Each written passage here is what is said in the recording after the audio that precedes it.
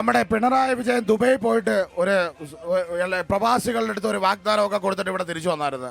നിങ്ങൾ ജോലി നഷ്ടപ്പെട്ടിട്ട് ഇവിടെ വരുമ്പോൾ ഞങ്ങളെ അക്കൗണ്ടിലേക്ക് തള്ളി മറിക്കുന്നു. ആർക്കെങ്കിലും തള്ളി മറിച്ച് കിട്ടിയിട്ടുണ്ടോ എന്ന് ഒരു വാക്ക് പറയണം. അതൊക്കെ ഗോപാലകൃഷ്ണൻ ഒരു നമ്പർ അല്ലേ? ആർക്കെങ്കിലും തള്ളി മറിച്ച് കിട്ടിയിട്ടുണ്ടോ എന്ന് ഒരു വാക്ക് പറയണം. അതിന് ചിന്ത മറുപടിയും പറയണം. ഹലോ ഗോപാലകൃഷ്ണ, കേൾക്കാമോ? ഇല്ലില്ല, കേൾക്കുന്നില്ല. കൽക്കട്ടന്ന് പോരുമ്പോഴേ കമ്പിളിപ്പുറപ്പ് വാങ്ങിച്ചോണ്ട് പോരാൻ. ഹലോ, ഉറച്ചു പറ, കേൾക്കുന്നില്ല. കമ്പിളിപ്പുറപ്പ് കൽക്കട്ടന്ന് പോരുമ്പോ വാങ്ങിച്ചോണ്ട്. നിങ്ങൾക്ക് എല്ലാവർക്കും അറിയാം, കൊല്ലം കോടതിയിൽ ബോംബ് പൊട്ടി. അന്ന് മുകേഷിനെ കണ്ടില്ല. ഇവിടെ വേലിയേറ്റം ഉണ്ടായി, മുകേഷിനെ കണ്ടില്ല. ഫോട്ടോ വേണോ വെച്ച് പൂജിക്കാൻ? കോവിഡ് വന്നു, മുകേഷിനെ കണ്ടില്ല. പ്രളയം വന്നു, മുകേഷിനെ കണ്ടില്ല. മതി മതി, കുറെ നേരമല്ലോ തുടങ്ങിയിട്ട്. ഞാൻ ഇവിടെ CPM പ്രതിനിധിയോട് ഞാൻ വേറെ രാഷ്ട്രീയകാര്യം ചർച്ച ചെയ്യുന്നില്ല, വെല്ലുവിളിച്ചുകൊണ്ട് ചോദിക്കുന്നു, ഈ തെരഞ്ഞെടുപ്പിൽ മുകേഷ് കഴിഞ്ഞ തവണ നിങ്ങളുടെ ജില്ലാ സെക്രട്ടറി ബാലഗോപാൽ സഖാവിനെക്കാട്ടെ ഒരോട്ട് 1.5 ലക്ഷത്തിന് മേളിൽ തോക്കുമെന്ന് ഞങ്ങൾ പറയുന്നു. അതിന് ആ വെല്ലുവിളി ഏറ്റെടുക്കാൻ തയ്യാറുണ്ടോ?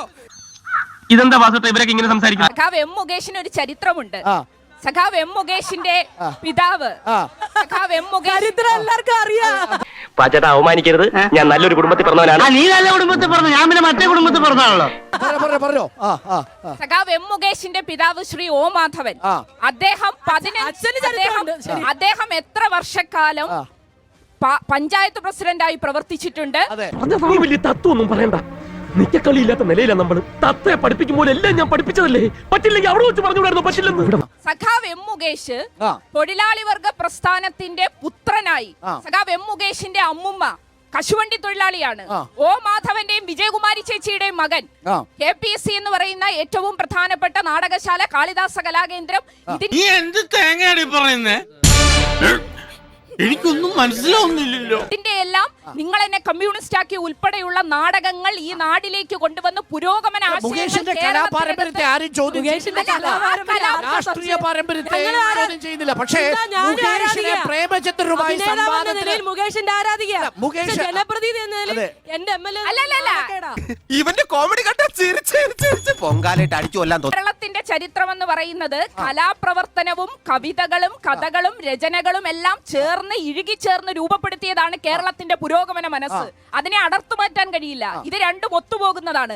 നിങ്ങൾ മലയാള സിനിമ എടുത്തു നോക്കൂ. കൊല്ലത്തിന്റെ ബ്രാൻഡ് അംബാസിഡർ അല്ലേ മുകേഷ്? അതുകൊണ്ട് പാർലമെന്റിൽ പോയിട്ട് എന്ത് പ്രയോജനം? വിദ്യാഭ്യാസ കുറവുണ്ടാവും അങ്ങനെ പറഞ്ഞു. അതുകൊണ്ടല്ല, ഞാൻ കൊളോക്കിലായിട്ട് പറഞ്ഞതാ. പാർലമെന്റിൽ പോയിട്ട് എന്ത് പ്രയോജനം? അദ്ദേഹം പാർലമെന്റിൽ പോയിട്ട് എന്ത് പ്രയോജനം?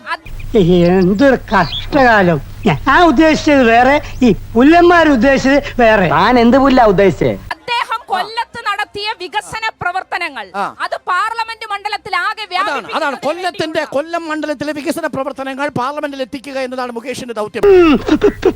അല്ല, അധികം വിടല്ലേ മോനെ.